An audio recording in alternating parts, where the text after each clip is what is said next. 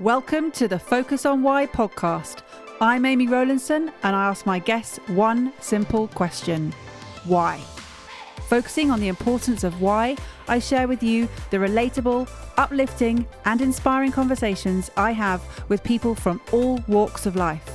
This podcast will encourage you to focus on your why to enable and empower you to achieve the success you desire. Have a purpose, have a plan, focus on why. Welcome, Adelle Martin, to the Focus on Why podcast. Thank you, and I'm so excited to be here. Well, we were introduced by David Breaker, who is another guest on the show. So thank you, David. I'll just give him a recognition for our introduction. What is it you're going to be sharing with us today, Adelle?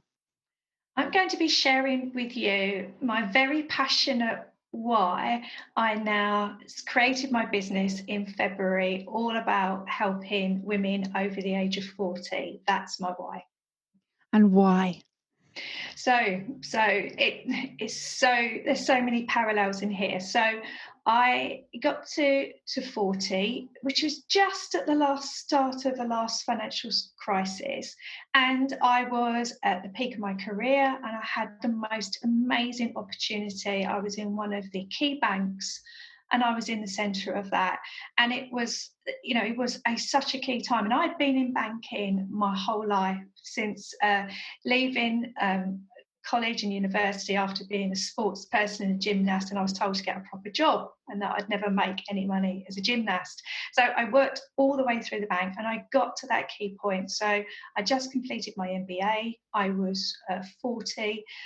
My daughter was starting to take her GCSEs and we headed into the financial crisis. And I was working really hard, really long hours, but I absolutely loved it. But I just felt more tired than normal, exhausted. And then, silly things is perhaps concentration, and then the pressure was building. And then outside of work, I had other challenges. I was still a working mum.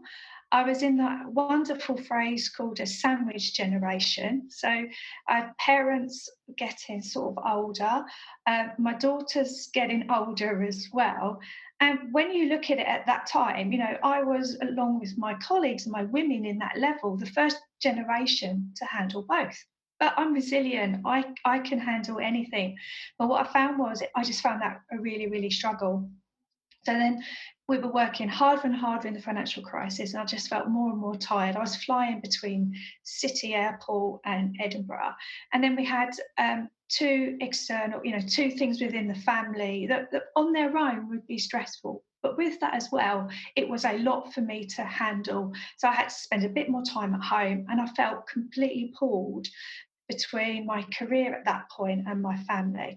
But you know what? I just push on, I get up, and I carried on. So I just felt really, really. And then all of a sudden I found I was hitting, boardrooms and meetings, coming out and bursting into tears. And in theory, I'd spent my whole career making men cry in what I was doing in alternative. And not literally, but I was in there and I just didn't feel great. Then I was getting wearier and wearier. And then I had probably the worst moment was coming back from Edinburgh at one flight and then driving home and going, do you know what? I really am tired, really, really tired and really, really tearful. And I got up the next day and I had to take my daughter to school. And then I just don't know what was in it. I just drove to my mum and I opened the door and I just fell through the door and I said, Mum, I can't do this anymore. I don't understand what's going wrong with me. Why? And she went to me, right, come on, you. Off to the doctors, and I walked in and he said to me, you have physically had a breakdown.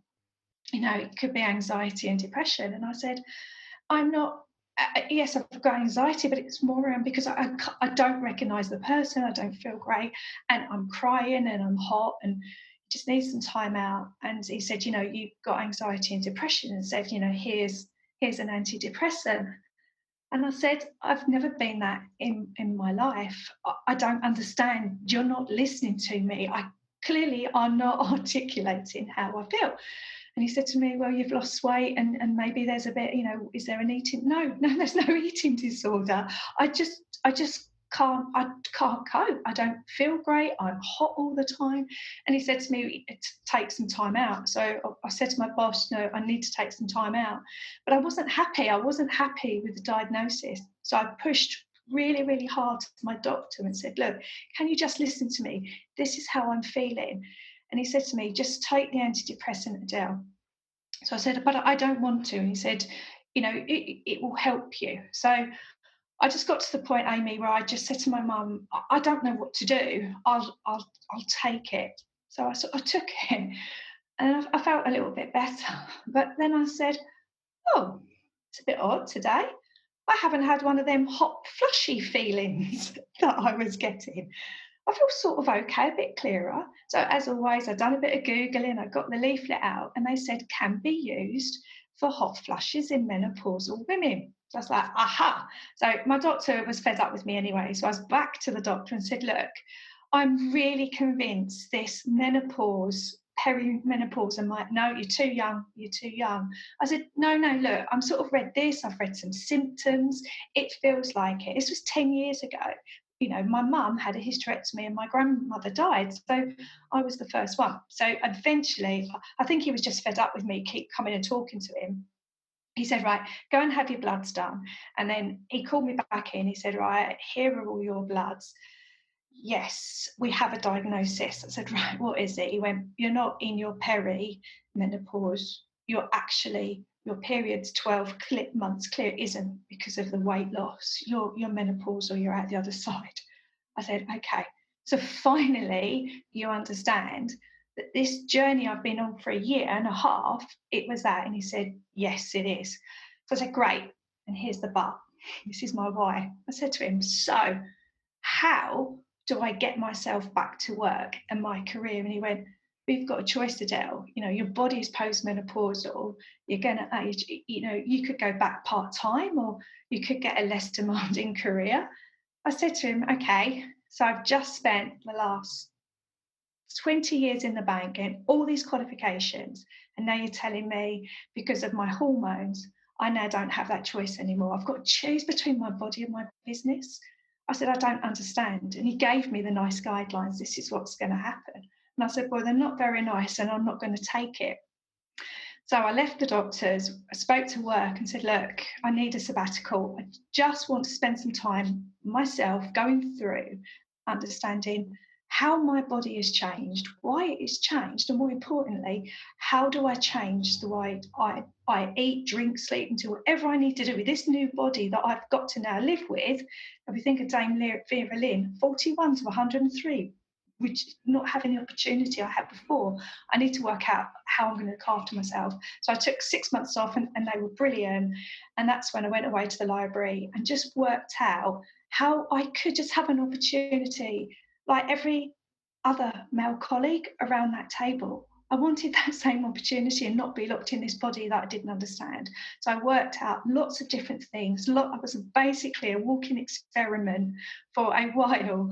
And then I pulled together how I literally understood the impact of estrogen on the brain. So I now have got lots of approaches and tactics with lack of concentration. I mastered that and my body with my bone density, and then worked through why my relationships were a struggle, and then how I could focus on my business. So it's all around the science and the hormones. And I pulled together my Midlife Resilience System. That got me back to work. And then I started to use it on the side of my desk, my coaching. And then I moved into HR. So I moved out of finance after all those years and moved into HR so I could make a difference in the workplace and also help other women. And also, it was still a taboo when I went back and people say, you're going to say it was a breakdown or menopause. I went, well, it wasn't the breakdown. It's because my body was breaking down through the menopause. No, I'm going to tell people it's the menopause. Okay. And still people, really? And I said, yeah, because I wanted to be a role model to other women to say, do you know what? You've got to lean into this and face it. And I believe if you can't see it, you can't be it. So there you go, Amy. That's my why I decided to do what I did. And I did that for 8 years alongside my day job up until February this year, ahead of my 50th birthday. And in 2020, before COVID, before lockdown, I decided to hand in my notice and walk away and focus on this full time, because I was meeting more and more women that were having to make choices that we shouldn't have to. Wow. Well, there are so many things that I want to pick up on there. Mm. Firstly, why is there so little understanding around menopause and that it sort of catches every single woman off guard? Why are people not sort of understanding that it's going to be happening and then Mm. know what to do when it does? Yeah, it's two elements to that. And I'm so good. Just recently, menopause is now on the school curriculum, but that's taken a lot of activists the last 3 or 4 years to push that through. So that's the start that we've got it there. Also, there's been a huge amount of work over the last 6 years to get GPs better understanding as well. I'm so proud to see so many female doctors now on the BBC in the mornings, and also Dr. Louise Newsom. There's a whole plethora that I've spent the last 6 months seeing, raising the profile and training colleagues and doctors, etc. But there's an interesting piece that I have noticed, because people say to me, "Oh, Adelle, the GPs need to know more." The challenge is you can have the best GPs in the world, all trained, but unless the woman recognises it and has the confidence to then go into the GP. So I think it's two elements. I think, yes, it's the GP, but it's women like me sharing stories and saying, at the age of 40, these 40 things will happen to you. You can't change it. Do you know what? I had my moment, I had my tantrum, and then I had to lean into it. So there's an education piece around women as well. And then from there, like me, I can make informed choices about how I want to have that treatment. So there is that educational piece as well. And also, it's not having it as a taboo and having a chat, but also we've got an extreme where it's comedy factor, and people make light of it as a joke, and it's not that either. So it's finding that right balance. The narrative has moved on considerably. When I look 8 years ago, there was nothing, absolutely nothing. And I'm so pleased that the last 6 years, with celebrities and really strong female doctors and people, ordinary people like me, just raising the profile and not being afraid to talk about it. And we recently just had the World Menopause Day, which is, incredible to celebrate that. Yeah, absolutely. And the year before, I was sitting still working in my corporate with a dream that said, at the next World Menopause Day, I want to hold a webinar so I can talk and share my experience with other women in business. So they can go away from there, and they can come and join my membership club as it opens, but they don't have to. From there, there's informed choices. I just want women to have clear information, and I do it as my 4S's. I do my story and the symptoms, then the science, and then the solutions. Because once I work with my clients and share the science, they go, "So it isn't me." No, it's not. Let's take ourselves out of this. Let's take the person in. It's not personal. It's Mother Nature. And when I work with corporate and women in business, where our life is, our career and our opportunities go up, where we are with our life event. But at the same time it goes up, our hormones start the decline. So you end up with a gap. And what I do, and a lot of my peers, is we give you the tools and techniques. I've wrapped it into a resilience system, because women in business are busy, we're smart, we're sassy, we need something really neat. So it's like the Women in Business handbook in one place that I can help you without it becoming your life. I'm not talking about it. It's got to be realistic. There's no point in having a way of living if it doesn't fit with what we want to do. So it's simple, and that's where I was. So I sat on a beach a year ago, and it's taken me a year to get to where I am now. Well, that's incredible. And you mentioned about sort of educating women, but I think there's also a sort of a requirement for us to educate men as well. So because we're in relationships, we've got partners who could recognize the symptoms and help support us. Because it's the same with, oh, is it that time of the month again kind of conversation. It's not funny, and No. it's just you need to help and support your partners. Definitely. And my program, when I work under the resilience of the top right hand corner of my butterfly, is all about relationships. And I work under 3 levels. The first one is me. There is definitely you need to rework the relationship with yourself because you do feel different and you are changing. You have to lean into that.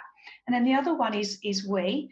And then I work with clients to educate partners. I've got one client with a house full of boys. So we work through explaining to them who I am, and they laugh, and then their relationships. And if I jump on with a Zoom, one of my clients' sons popped his head around and went, "Thank you for giving me my mum back." Oh, So wow. I've met them and husbands, and and that's really important. And then the last bit under my relationships is and I talk about wider stakeholders. Some of my women are also leaders, so they have to explain it to their team, which is what I did.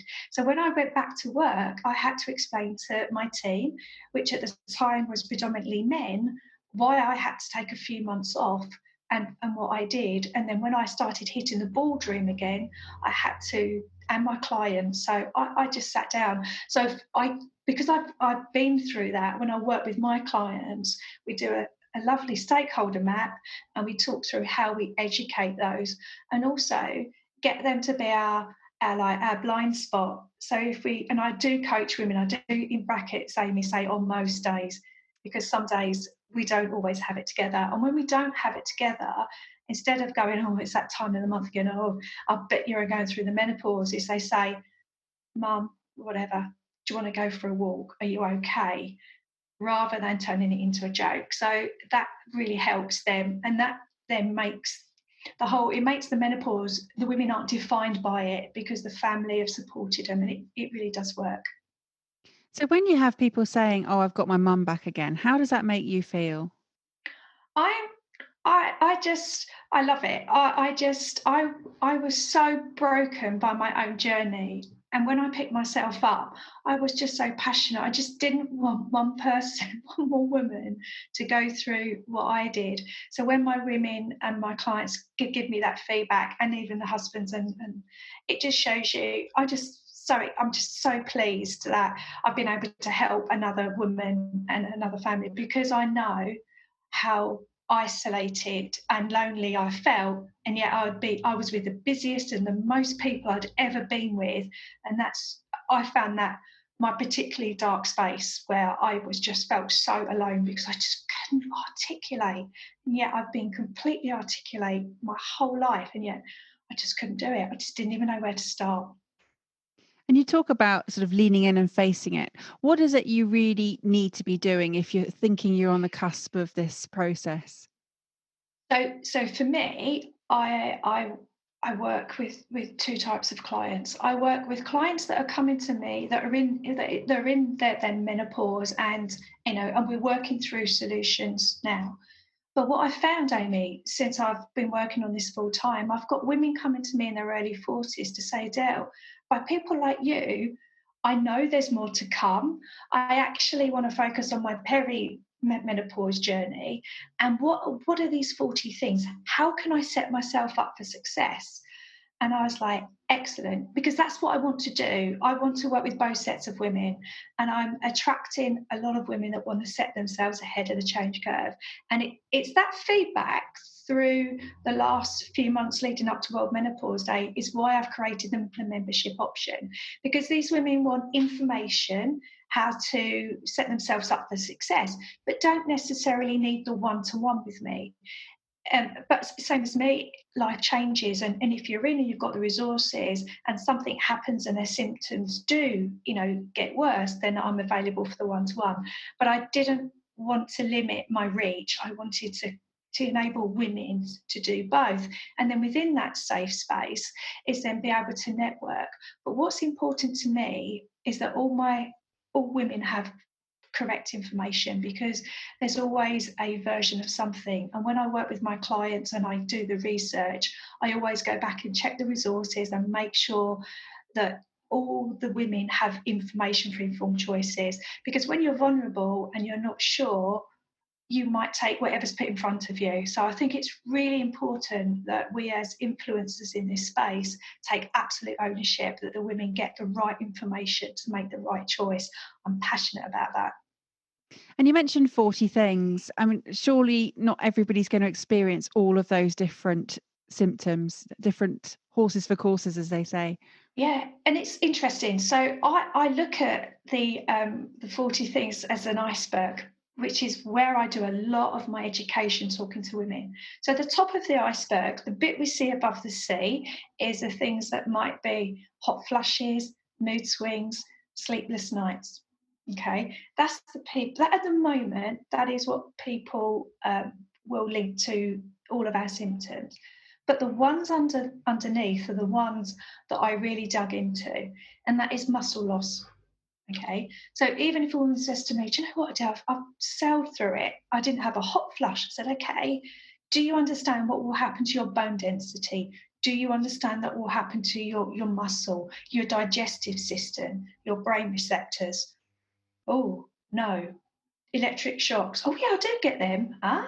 So there's the element that's underneath, and the worrying bit underneath the iceberg is the muscle loss and the bone density and the skin, etc., and the healing and why we need protein, Amy. So that's the bit that I focus on. That's the education piece, and that's what drew me to my health webinar. So women go, it's not all hot flushes.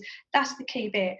And when women understand this will happen to them, the topical things about hot flushes, no, not all women will get them, or different variations. It's understanding the bit that's underneath the water that you must take ownership for. So you're pretty much shouting this from the rooftops, calling all women, please listen to me. We get the message. I'm putting this out on the podcast. It's going to go out to, at the time of recording, it's over 55 countries.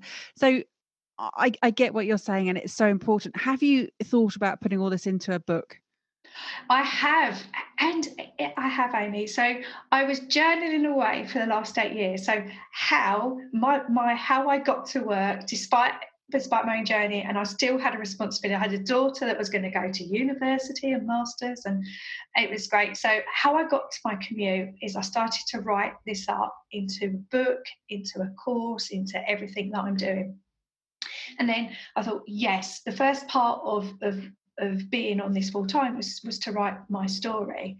But when I started to work with lots of different clients, their stories are just as important as mine. So I've slowed the book down because I want it to be our stories, and use these case studies and build the book over the next year. Because I was writing it, I realise now, because I was looking at the start and the introduction, I thought, oh my God, how much has moved in a year?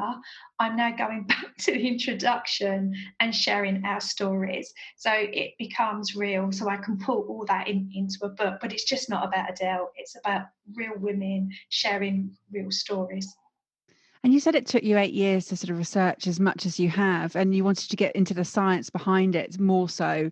Were there many resources on this, or did you have to really dig deep? I had to dig deep. At the time, I had to absolutely dig deep, because I had to go back into the university library, pull all the human biology books out. And the funniest thing even today, one of my clients, I've got old menopause guides going back, and my client gave me a book today. It was written in 1972 on what will happen when you're postmenopausal. And what it says is, you will gain a little weight or even more weight, because your children are grown up and will help around the house, which means you can go out for afternoon tea and eat lots of cake. It did not say that. It did. And we were just talking around 1972 to coming to the end of 2020, how much it has changed. And the books that I was reading, lucky enough, I had access to Harvard. I'd signed up and got all the subscriptions and could really understand it. But the beauty is, in this area is scientists are now working more and more on it. So I'm researching papers every single week, and it's the build on the more detail to our hormones and why we're doing what we're doing. It's so fascinating. And now there are more books which are led by doctors, and also monologues and stories. Because we truly are the first generation to work through this and be at the height of our career. So from that point of view, there are more and more books. And that is why I'm writing my book specifically for women in business. So it's something, but also, Amy, which I do find as well, is it's got to be written for a menopausal woman, where we're busy, where we want bite-sized chunks that we can cope with and not masses of text. So hopefully when women read it, they go, do you know what? I know that's been written by a perimenopausal busy woman, because it's nice, short, sharp, and I can carry it around in my bag and go, how can this help me? Because that wasn't there for me. Yeah, I mean, you described earlier, you said you were locked in your body and you felt like you were a walking experiment. I mean, that's a pretty sort of tough description about the dark places that you were. And, it does sound as though, that there are so many people out there who are probably going through this and not recognize it, going to their GP, getting diagnosed with antidepressants. I've heard it before. It's actually happened to me. I went in and I talked to the doctors, and he just literally, I said, I've got bad periods, and he said, here you go, have some antidepressants. And I just said, I'm not taking those. And I've gone off and done my own research. And it seems to be the easy solution, but it's not I don't think it's the right solution. And I'm so pleased that you've shared today with us that there are so many other things that we can be doing. Absolutely. And you're right, when I get clients coming to me, and I wasn't the only one, and I'm still getting clients today that come to me and say, look, Adelle, I want to talk to you because I do not want to take this antidepressant. And I say, look, I will work with you, we give you all the informed choices, and if at the end of it we think then we work that through. But it shouldn't be the answer when we haven't made lifestyle changes, and more importantly, understood how we just need to do things differently, and then we move forward. And then what my clients say to me, Adelle, is, do you know what? My mindset isn't an issue anymore. I've just working through that. I get it. I understand. And then when I do have a moment, then we know how to get out of it. But we understand the hormones. So, for instance, I'm quite passionate. The one thing I learned is the impact of sugar and cortisol on a menopause body. So if my client, will say to me, Adelle, there was a birthday party, I had a couple of extra glasses, and I said, but I know the consequences, I know how I'm going to feel the next day, Adelle, and we work through that. But she had an informed choice because she understood what food and intolerance is. Because, Amy, it's quite interesting when you go through the menopause how some intolerances can come back, or we get new intolerances because of the pressure on our digestive system. So every client is different, and we work through a bespoke plan for them. And if they do then potentially have bread or wheat or pasta, then they're uncomfortable, but at least they know why, and then they work through a solution. And it's just understanding that. That's so interesting, because I've just noticed myself. I mean, I'm coming up to 46, so I'm definitely on the cusp of these changes. And I've noticed recently that I have become a lot more intolerant to things, but I hadn't attributed it to that. So I am going to take myself off for a blood test. Definitely, absolutely. Wow. And that's why I pulled my series out, the 40 Things to Execs Over 40. And just under each one is, rather than saying, digestive system is sensitive, explaining the why. I didn't realise that we had estrogen receptors in our digestive, and when they slow and etc., it just makes it more sluggish. And if we then potentially have a diet or food we're not used to, all of that helps. But Amy, I didn't know that. I didn't understand why I was bloated, why I was uncomfortable, until I understood the impact. So in my office, I've got a diagram of all our 12 bodily symptoms. And then I've got Adele's, this is what estrogen, progesterone and testosterone fluctuations does to each part of our body. Because I needed to get to that level of detail, because I needed to understand why, like you said, why I did not recognise the person in front of me. Yeah, well, I'm definitely going to have a chat with you afterwards, because but I do find it so interesting that you've tackled it from different aspects. And one thing you said very early is that you were told that you couldn't be a gymnast and get paid for that, but you sort of like, yeah, okay, I'll take that. But this one you were not going to take. Absolutely. You know, why were you so fierce about this? I was. So yeah, you're right. So I've been in sport from 2.5. I've always had a coach. I've always been pushed, and I've always, got knocked down and get back up again. But and I'd worked very, very hard in a male-dominated environment. I'd even put a leadership program together for women, and we were all getting to where we finally wanted to do in the boardroom. And then, because of our hormones, that made that struggle. I felt that in the boardroom, to the point where one of my last meetings, I was standing there, and one of the young graduate boys that was doing some notes on the whiteboard said, "Adelle, you're sweating," and it was awful, Amy. I just left and I laughed it off, but cried, and that was the crying in the toilets. Then to sit in front of a doctor that said, "Adelle, your career and it's this," and Amy, I was so cross. I just was like, no, wait, if I didn't make a stand for me, and those other women that I was actively coaching and promoting into the boardroom, if I didn't do it, who would? But I had to really pull myself together, and I did that. And it just reminded me, because I was talking to a client the other week, and she said, because I'm also working, with the campaign on Twitter with Elizabeth from 50 Cents to raise the profile. She said to me, "Adelle, I'm so glad it's somebody like you that's got a voice for us." And that's when you remember, Amy, that not everybody will have that confidence to take that to the next level. And it just reminded me that, yeah, that is my responsibility. I've made it my responsibility, because my doctor asked me to make a choice, and I didn't want to do that, not just for me, but for all those other women I'd been sponsoring to get into the boardroom. It wasn't good enough. Well, thank goodness you did sort of make that decision and speak up for all of us and do all of that work as well, all of those hours. It's an incredible amount of knowledge that you've accumulated and sort of in your now new profession, which is clearly your passion. So, Adelle, how will people get hold of you? So get hold of me on my website, which is the executivemidlife.coach, but also follow there on LinkedIn. And also, I do offer a half an hour complimentary coaching course as well, Amy, just so we can just have this conversation. So, yeah, you can get me on those, and then we can have a half an hour. And then I find I'll be able to connect with the women. And then from there, they've got enough. Or if not, then we go forward.